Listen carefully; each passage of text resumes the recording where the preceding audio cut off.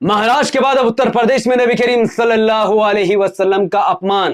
क्या महाराष्ट्र की तरह उत्तर प्रदेश में भी जागेंगे लाखों मुसलमान? और चलती लाइव डिबेट में कैसे एक मौलाना ने जड़ा एक पंडित को थप्पड़, जिसे देखकर खुश हो जाएंगे भारतीय मुसलमान। पूरी वीडियो को विस्तार से समझेंगे और जानेंगे। उससे पहले अस्सलाम वालेकुम रहमतुल्लाहि व बरकात। अल्लाह के नाम से शुरू, जो बड़ा मेहरबान और निहायत रहम करने वाला है। मैं हूं मोहम्मद नफीस अंसारी और आप देख रहे हैं द पॉलिटिकल। उत्तर प्रदेश के गाजियाबाद में यति नरसिंहानंद सरस्वती ने नबी करीम सल्लल्लाहु अलैहि वसल्लम पर बहुत बड़ा झूठ बोला है। वैसा ही झूठ जैसा महाराष्ट्र में रामगिरी महाराज ने कहा था, लेकिन अब तक दोनों की गिरफ्तारियां नहीं हुई है। मैं उसके एक एक झूठ का जवाब कुरान और हदीस से जरूर दूंगा, लेकिन फिर भी यति नरसिंहानंद सरस्वती की गिरफ्तारी लगभग असंभव है। पहले सुनिए यति नरसिंहानंद सरस्वती ने क्या कहा है। अब तो ऐसे ऐसे अपराधी पैदा हो गए हैं जिनके सामने रावण का कोई अस्तित्व नहीं है। अगर आज जलाना है, मैं सारे हिंदुओं का इस मंच से आह्वान करना चाहता हूं, यदि आप जलाना चाहते हैं हर दशहरे पर, तो अब तो मोहम्मद को जलाइए।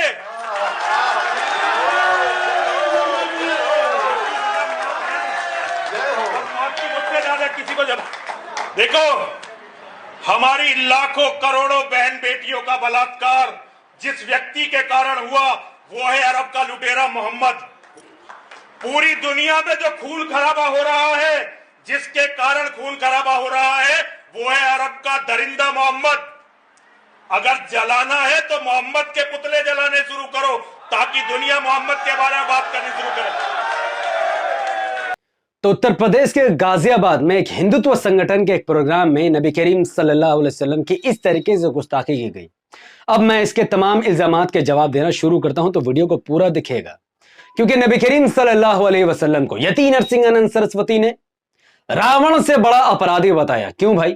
क्योंकि नबी करीम सल्लल्लाहु अलैहि वसल्लम द्वारा लाए गए इस इस्लाम ने उस वर्ण व्यवस्था को कुचल कर रख दिया, जिसके तहत इंसानों को 4 भागों में बांट दिया गया था।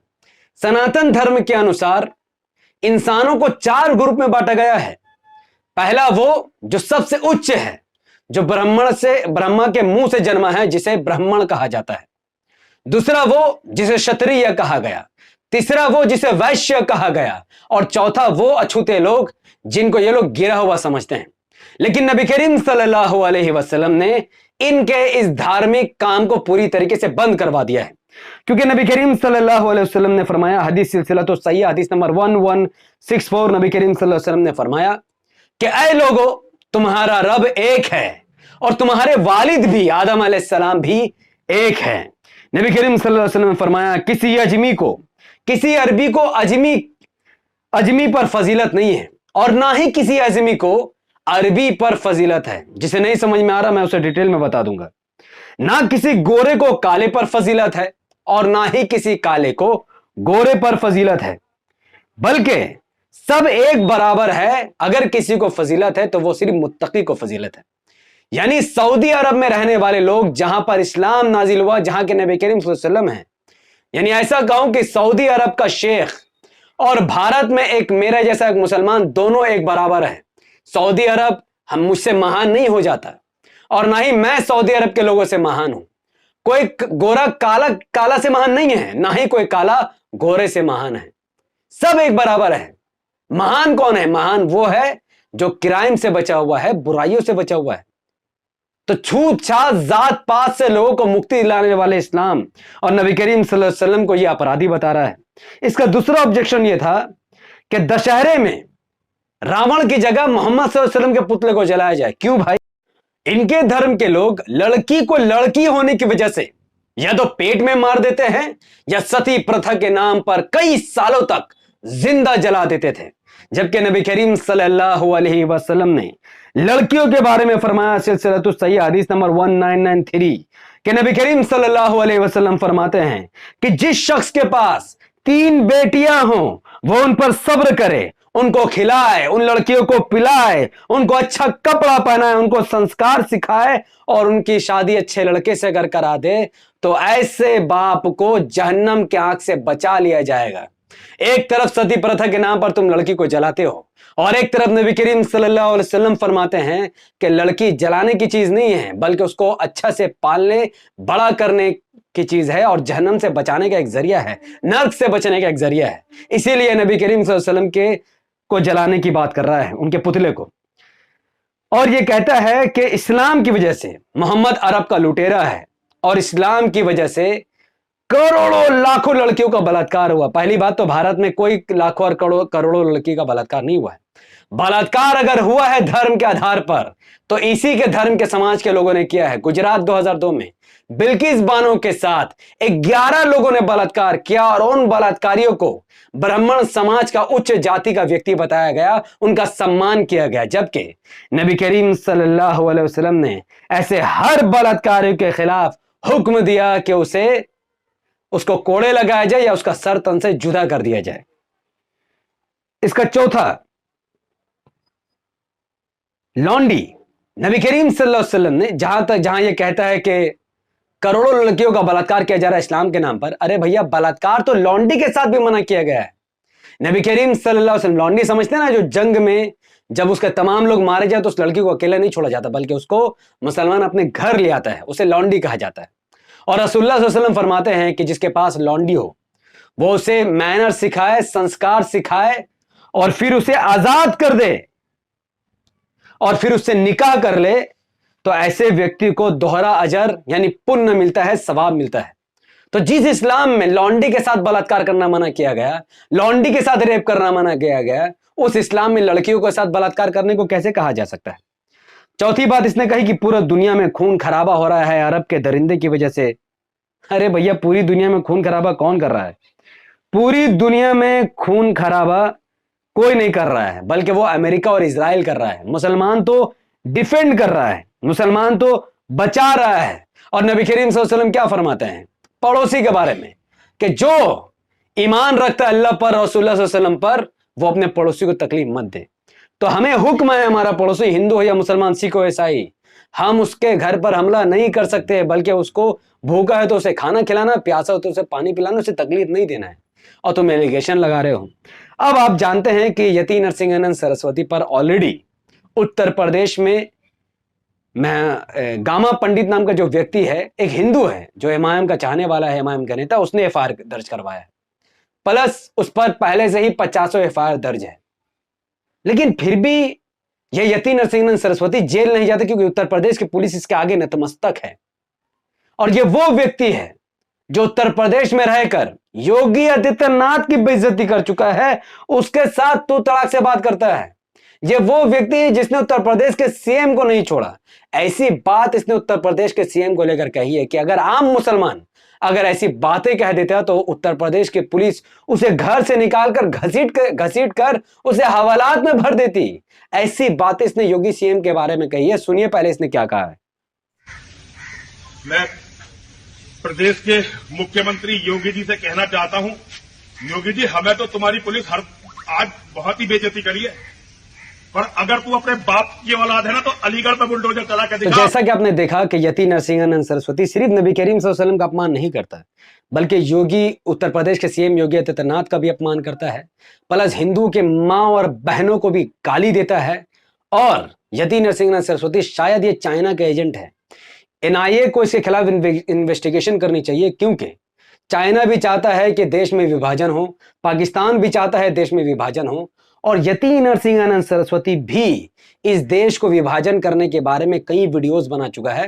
पहले आप उसके वीडियो को सुनिए। आज आप सभी से अनुरोध करता हूं, हिंदुओं, यदि बचना चाहते हो तो अपने नेताओं से कहो कि एक बंटवारा और हो और सनातन वैदिक राष्ट्र बने। तो जैसा कि आपने देखा कि यति नरसिंहानंद सरस्वती एक्चुअली में वो कांड करना चाहता है जो कांड पाकिस्तान और चाइना करना चाहता है, लेकिन फिर भी देश की पुलिस इसके आगे नतमस्तक है, तमाशबीन बनी हुई है, कोई से गिरफ्तार नहीं करना चाहता। इसकी एक वजह है क्योंकि मुसलमान मुत्तहिद नहीं है। महाराष्ट्र में रामगिरी महाराज ने कांड किया, नबी करीम सल्लल्लाहु अलैहि वसल्लम के खिलाफ झूठ बोला, लाखों मुसलमान सड़कों पर उतर आए और महाराष्ट्र की सरकार पर अब बहुत प्रेशर बना है और वो आज न कल गिरफ्तार हो जाएगा। उत्तर प्रदेश के लोग कब जागेंगे? क्योंकि उत्तर प्रदेश के AIMIM राष्ट्रीय अध्यक्ष उत्तर प्रदेश के जो शौकत साहब हैं, उन्होंने अल्टीमेटम दिया है कि या तो पुलिस इन पर कार्रवाई करे या फिर वो महाराष्ट्र में जैसे लाखों मुसलमान सड़कों पर आए थे वैसे उत्तर प्रदेश में लाखों मुसलमान थाना का घेराव करेंगे और संवैधानिक तरीके से आंदोलन करेंगे। लेकिन मेरा सवाल है उन मुस्लिम एमपी से जो मुस्लिम नाम से तो जीते हैं, लेकिन अब तक उन्होंने रामगिरी महाराज के खिलाफ कुछ नहीं बोला और ना ही यति नरसिंहन सरस्वती के बारे में कुछ बोल रहे हैं। ये वो सांसद हैं जो टीएमसी द्वारा, समाजवादी पार्टी द्वारा, कांग्रेस द्वारा, एनसीपी द्वारा और राज्य के अन्य पार्टियों द्वारा चुने गए मुस्लिम सांसद हैं, लेकिन इनको कोई फर्क नहीं पड़ता नबी करीम सल्लल्लाहु अलैहि वसल्लम के खिलाफ अपमान होने से, ना ही इनको इस्लाम से कोई फर्क पड़ता है। ये लोग अपने घरों में सोए हुए हैं, अपने सेकुलरिज्म का झंडा अपने घरों में गाड़े हुए और मुसलमान का तो नाम तक नहीं लेना चाहते। लेकिन असदुद्दीन ओवैसी साहब ने ट्वीट करके एमआईएम के तमाम एमएलए को थाना जाने को कहा है और एक डेलीगेशन बदब्ता तेलंगाना के पुलिस के पास जाकर ये डिमांड करेगी कि यति नरसिंहन सरस्वती को उत्तर प्रदेश से घसीट कर तेलंगाना में लाकर उसको अच्छे से सबक सिखाया जा सके संवैधानिक तरीके से। तो एफआईआर उस पर हो चुका है। अब उस डिबेट की बात करते हैं जिस डिबेट में एक मौलवी ने एक पंडित को गजब का थप्पड़ रसीद किया है। पहले इस वीडियो को देखिए। इंसान बनाना सिखाते हैं, इंसान को बदतमीजी ना करे, बैठ के रास्ते भर दो। नहीं, इस तरीके के नहीं, ये डिबेट में नहीं चलेगा।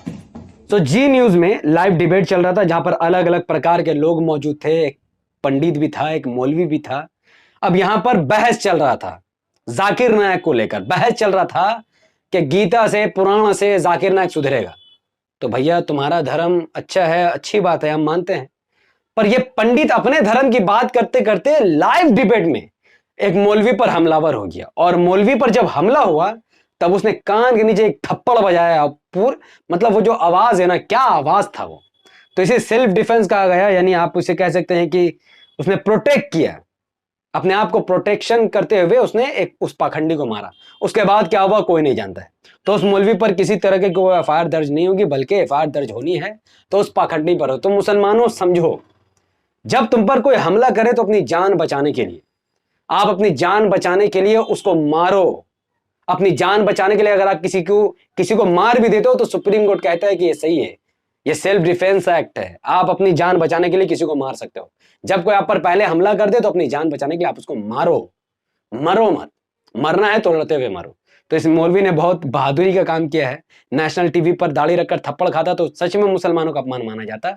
तो सेल्फ डिफेंस, सेल्फ प्रोटेक्शन के नाम पर इसने उस पाखंडी को एक तमाचा मारा और उसको उसकी औकात याद दिलाई और ये समझाया कि भारत के हिंदू तुम्हारे जैसे लोग नहीं हैं, भारत के हिंदू महान हैं, महान थे, महान रहेंगे। इस पाखंडी जैसा नीच नहीं है जो नीचता वाले काम लाइव डिबेट में कर रहा है। तो यति नरसिंहन सरस्वती को सबक सिखाने के लिए, उसको जेल भिजवाने के लिए, उत्तर प्रदेश के मुसलमानों को जगाने के लिए इस वीडियो को लाखों लोगों तक पहुंचाने में मेरी मदद कीजिए। इस वीडियो को लाखों लोगों तक पहुंचाने के लिए इस वीडियो को लाइक कीजिए, इसके लिंक को व्हाट्सएप, फेसबुक और इंस्टाग्राम जैसे सोशल मीडिया प्लेटफॉर्म पर शेयर कीजिए। अपनी बातों को जितना हो सकता उतना ज्यादा कमेंट पर रखिए। हमारे यूट्यूब चैनल को अगर आपने अब तक सब्सक्राइब नहीं किया तो इसे सब्सक्राइब करके बेल आइकन को हिट कीजिए। अगर आप इस वीडियो को हमारे Facebook channel the political news पर देख रहे हैं तो इसे लाइक और फॉलो करके 5 बड़े ग्रुप में शेयर कीजिए। मुझे अपनी दुआ में करके बहुत बहुत शुक्रिया। अस्सलाम वालेकुम व बरकात। मैं था मोहम्मद हफीज अंसारी और आप देख रहे थे द पॉलिटिकल। जल्द ही मिलते हैं नेक्स्ट वीडियो में।